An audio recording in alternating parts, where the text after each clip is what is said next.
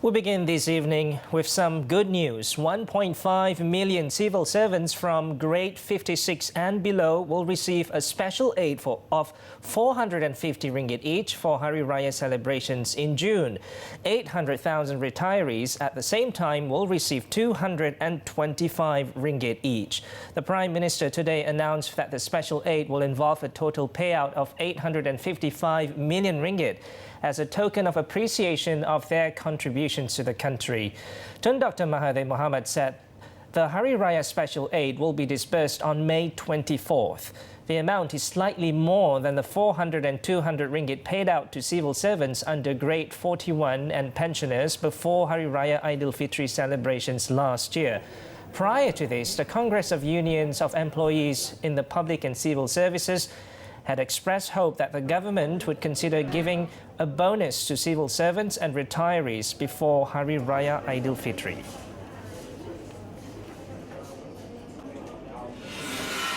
Meanwhile, the Kedah government has approved a 1,000 ringgit bonus for all state civil servants for the coming Hari Raya Aidilfitri next month. Announcing this today, Menteri Besar Datuk Seri Mukhris Tun Mahathir said the payment was given as the state had enjoyed higher revenue for the first quarter of 2019 compared to the same period last year. Kemudian ada penjimatan perbelanjaan oleh pelbagai jabatan di bawah kerajaan, maka memang wajarlah untuk kita memberi imbuhan tersebut. He added 4,711 state civil servants, including 316 contract and temporary officers, will enjoy the bonus, which will be paid on May 30th. At the morning assembly and Ihya Ramadan program at Wisma Darul Aman, the MB also reminded state civil servants to strengthen ties and not lose their focus in carrying out their duties and responsibilities. The Defence Ministry today lodged 14 more reports with the Malaysian Anti-Corruption Commission MACC over questionable projects linked to the ministry involving land swaps. There are now a total of 16 land deals involving over 1,000 hectares belonging to the government valued at 4.7 billion ringgit that are suspected graft cases. The Defence Minister's Special Officer Muhammad Nasai Ismail said findings on the 16 projects show the government lost an estimated 515 million ringgit due to factors including time extension of projects which were not completed. He made the reports only today after going through the extensive Auditor General's reports on the matter. Kebimbangan kita ialah bukan sekadar kerajaan kehilangan ataupun kerugian dalam bentuk wang ringgit di atas kegagalan projek ini, tetapi juga kita berdepan dengan ancaman apabila pembangunan tidak dibina berasaskan kepada keperluan strategik ketenteraan. Jadi ia bukan sekadar merugikan negara tetapi mengancam keselamatan negara. In February, the ministry had lodged a police report to the MACC on 2 projects involving the construction of military camps and facilities in Paloh, Johor and Hutan Melintang, Perak. Muhammad Nasai is claiming that camps were used to shore up electoral support for both UMNO leaders. Also in February, Defence Minister Muhammad Sabu said internal investigations into the 16 projects valued at an estimated 4.9 billion ringgit found that at least 500 million was indirectly lost through their valuations. Elsewhere, a lecturer and a contractor have been remanded for 7 days beginning today over false claims involving sports goods worth 261,000 ringgit. The remand order was issued by Magistrate Muhammad Firdaus Saleh on the 2 suspects, both aged 38, to assist investigations into the case under the MACC Act. According to sources, the suspects were arrested at the State MACC office at 4:25 p.m. yesterday. The arrest was made after the lecturer was believed to have abetted the contractor to submit false claims for the supply of rugby training items for an educational institution in 2014. Amounting to 14,400 ringgit. Preliminary investigations found that there were several false claims made regarding other supply works from 2014 to 2018, involving an estimated value of 204,344 ringgit and 21 cents. The remand for the CEO of a company who is being investigated in a 17 million ringgit graft case has been extended for another 4 days. The 45-year-old CEO will be remanded until May 20th on the order of Magistrate Shahwira Abdul Halim following an extension request from the MACC. It is learned that the graftbuster also seized several luxury watches and cash in various foreign currencies during a raid at the suspect's house yesterday. Meanwhile, the company's chief financial officer, aged 53, who was arrested together with the CEO, has been released on a 50,000 ringgit bail with one surety. The two were remanded for an investigation into alleged corruption involving the supply of military equipment.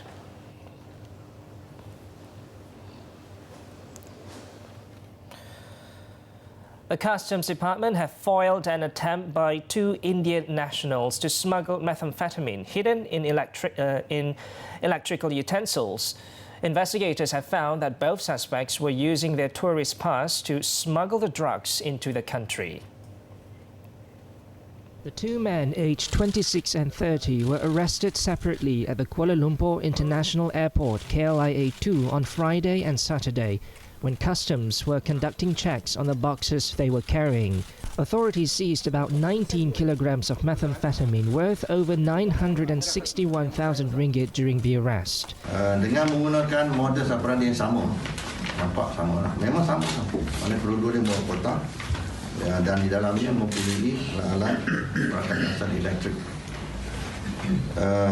Dan kita sedang menyiasat sama ada ianya ada kaitan antara kedua-dua tersebut. Tapi apa yang kita dapati pada awal ni ialah kedua-duanya berlepas daripada tempat yang berbeza. Yang seorang daripada Kolkata, yang itu Kolkata ni dia dari Southern of India, dan seorang lagi dari Bengaluru. The suspects were also believed to have received an advance payment of 1,000 ringgit for the smuggling. The duo are now being investigated under the Dangerous Drugs Act and could face a mandatory death sentence if found guilty. The Sepang Magistrates Court issued a 7-day remand order for the both of them. A jobless man who stabbed an imam in Terengganu pleaded guilty to the offence today and was sentenced to 41 months in jail by the Besut Magistrates Court. 23-year-old Muhammad Khairil Nawi is accused of deliberately causing injury to 37-year-old Muhammad Amin Muhammad Noor with a knife at Kampong Apal Mosque. The May 12th incident gave Muhammad Amin 7 stitches, all because Muhammad Khairil was angry at the imam for disturbing his sleep during the latter's Quran recital over the loudspeaker. The accused, who had previous criminal records in his mitigation, stated that he acted in such a manner after hearing whispers asking him to do so.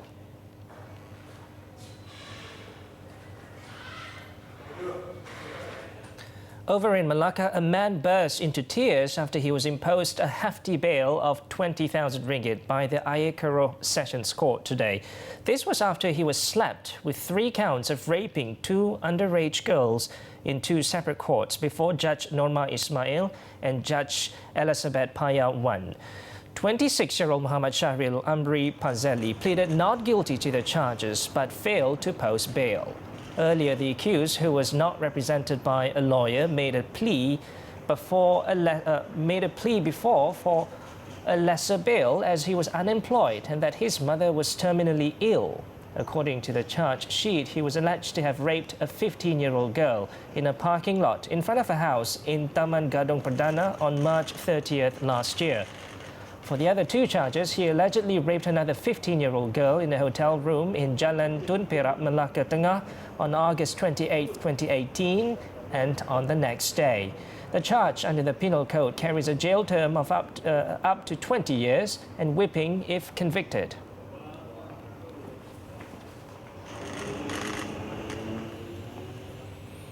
When we return, love is in the air, literally. Details next.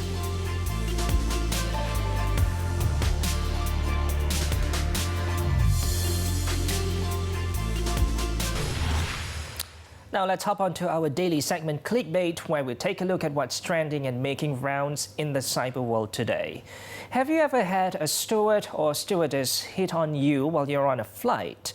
Well, this is totally a different spin to that type of story because a cabin crew was playing wingman for one of the passengers. Here's what happened. A Malaysian man tweeted on Sunday about his funny experience on an AirAsia flight. In the viral tweet, he wrote that his wife, who was seated in front of him, was approached by one of the flight attendants. The flight attendant, who appeared as a wingman for one of many passengers on that flight, handed her a love letter and a few chocolates. In the thread, he mentioned that the letter had an amusing start, but ended on a sad note, and wittily told the mystery man not to give up and try again. Meanwhile, he shared additional pictures of the mentioned letter and chocolates, while advising single people to try the same method as the mystery passenger did to hit on his wife. Netizens of Twitter Jaya were quick to join the conversation.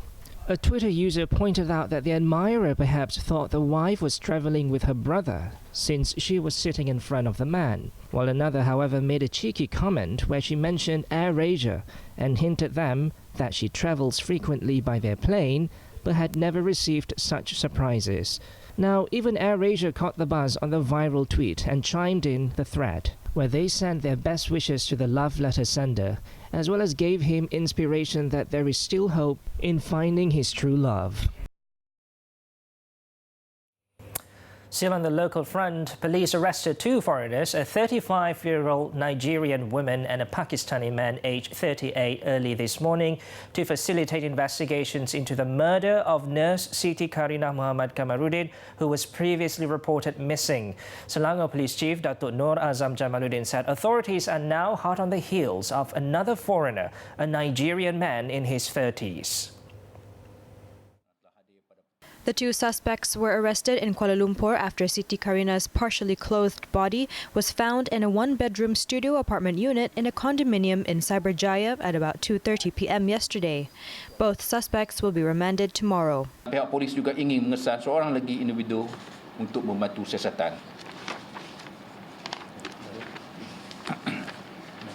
Jadi orang yang kita cuba nak kesan ini namanya Ali Wajuwong Gilbert Long Wong Ni.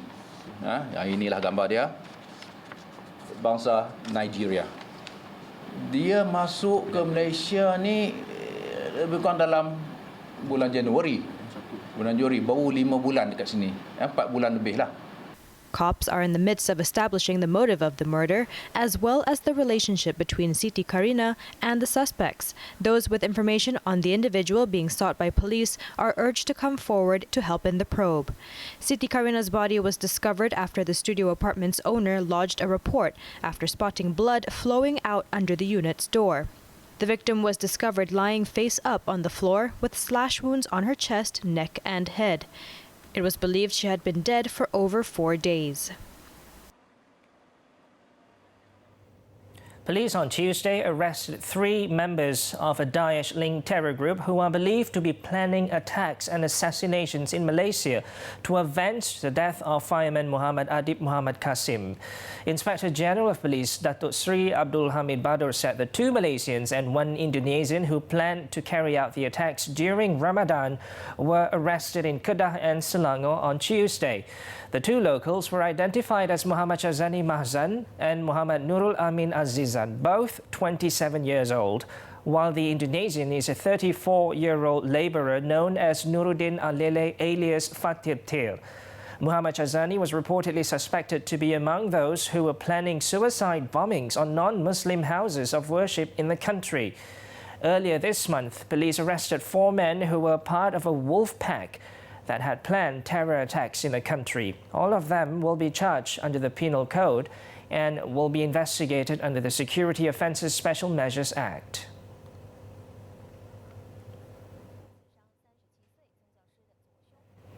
Moving on, water supply in Shah Alam may be affected due to repair works for a malfunction equipment. According to Syarikat Bekalan Air Selangor Sendirian Berhad, Syabas, there had been an equipment malfunction with one of the main pumps at Sungai Selangor Phase 3 water treatment plant. Head of Customer Relationship and Communication Department Abdul Rauf Ahmad in a statement today said the incident resulted in a reduction of 40 million litres of treated water per day.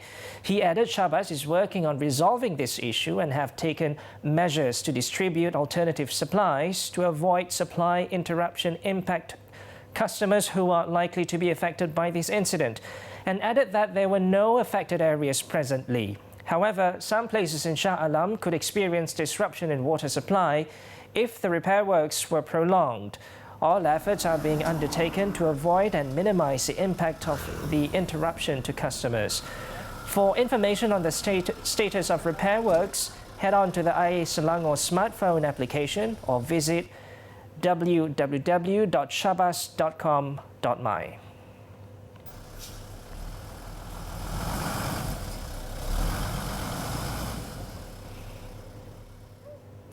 The Kedah Civil Defence Force APM is preparing to face any possible flash floods due to high tides in the state's coastal areas, expected to occur 2 days before the upcoming Hari Raya Aidilfitri. This will affect residents, especially those living in the coastal areas. Its Disaster Operations Division Head, Captain Saifuddin Abdullah, said the Malaysian Meteorological Department has forecasted that there will be high tides of up to 2.9 metres on June 4th and 5th, and in 4 areas, namely Langkawi, Kota Kuala Muda, Kuala Kedah and Yan. 150 APM members would be on duty during the festive period as a precautionary measure to face any disasters. He also advised residents, especially those in the 4 areas, to be on high alert and to be prepared for evacuation should flash floods occur. The people were also reminded to follow the instructions from authorities.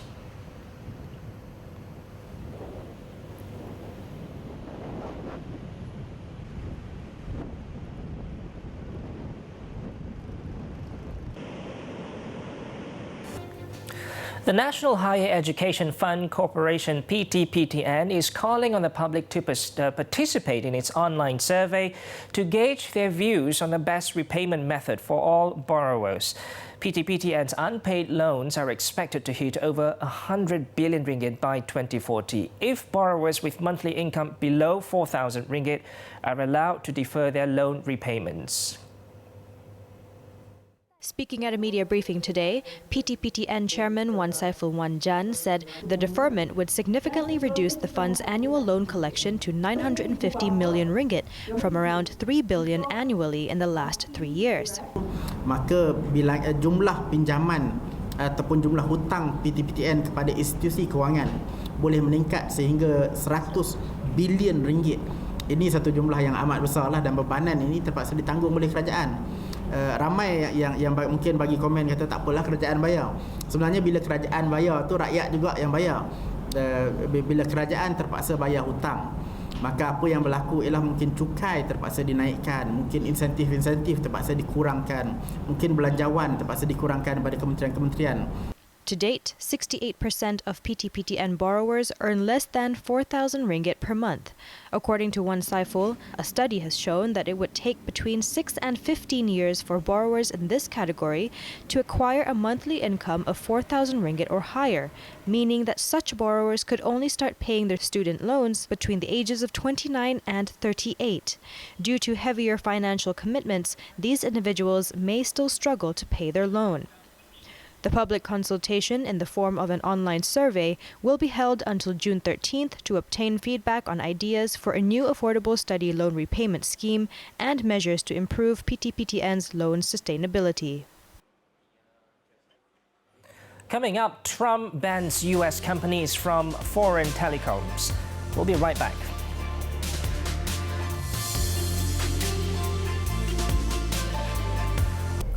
In China, 5 construction workers were killed on Thursday morning in a Shanghai building collapse.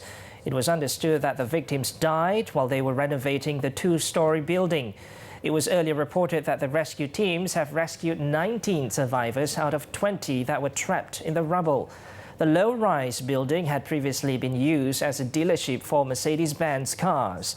Chinese media reports said it was being redeveloped as a mixed-use arts and innovation site. China has seen numerous building collapses in recent years, typically blamed on low-quality construction and the flouting of safety rules.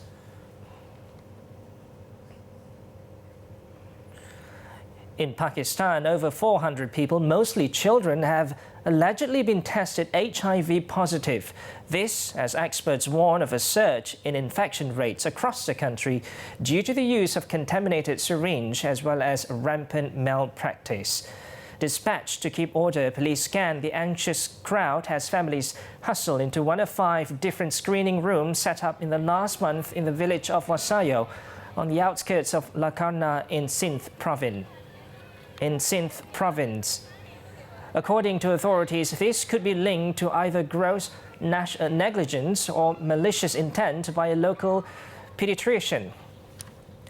Pakistan was long considered a long prevalence country for HIV, but the disease is now expanding at an alarming rate, particularly among intravenous drug users as well as sex workers.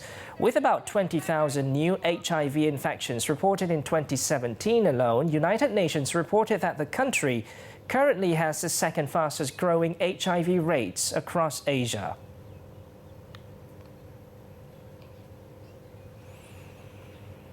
U.S. President Donald Trump on Wednesday declared a national emergency to bar U.S. companies from using foreign telecommunication equipment deemed a security risk. The executive order signed by Trump prohibits purchase of use of equipment from companies that pose an unacceptable risk to the national security of the U.S. or the security and safety of its citizens. The White House said no particular country or company was targeted, but only those controlled by a foreign adversary. Seen as a move that aimed at Huawei, the measure does not exclude the Chinese tech giant from the blacklist, restricting U.S. sales to the firm amid an escalating trade war with Beijing. U.S. officials have been trying to persuade allies not to allow China a role in building next-generation 5G networks, warning that doing so would result in restrictions on sharing of information with the U.S. The U.S. has already banned its government agencies from buying equipment from Huawei over fears Beijing could spy on communications and gain access to critical infrastructure.